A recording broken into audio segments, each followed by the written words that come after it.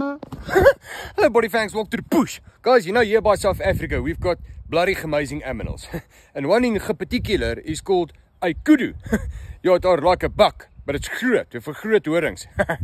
Now what's so bloody amazing about this bokkie is, this thing has got stamina. Okay, it can jump over a 6-foot fence.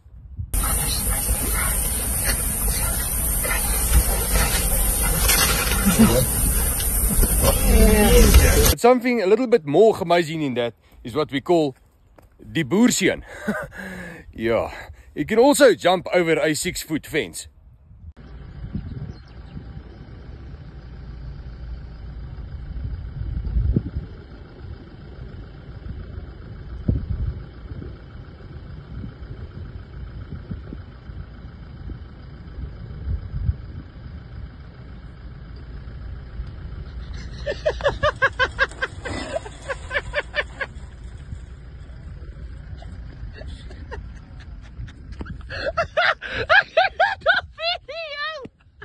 Eina op die ballonknopie.